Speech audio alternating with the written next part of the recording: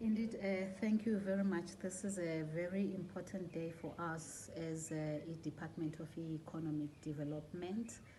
because out of the challenge that is currently engulfing the country with regards to the foodborne illness outbreak, there is a concern in terms of what could be the cause.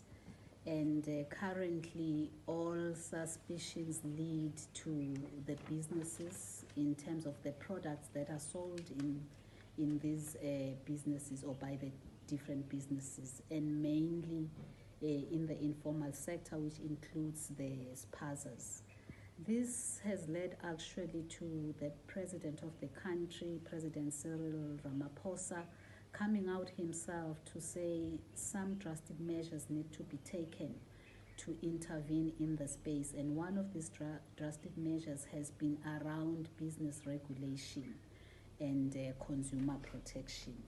Now, this is the unit that falls within the Department of Economic Development, and what we often look at is how are these businesses regulated and whether they are still complying with the regulations. And also, one of the issues that we're more concerned about is the protection of consumer rights, especially with regards to ensuring that the products that are sold by these businesses are actually safe for consumption. Now, based on all these challenges, we then felt that we need to start reviewing our regulations to look at where are the gaps and look at how can we ensure that these regulations that we actually have an oversight role over are still effective, and how can we ensure that they address these challenges that have been raised by the president, resulting in a new gazette which talks to new ways of administering the street trading bylaws and the licensing of spazas. Therefore, today we felt that as government we just cannot take an autocratic view and just make these changes on these policies and regulations on our own and impose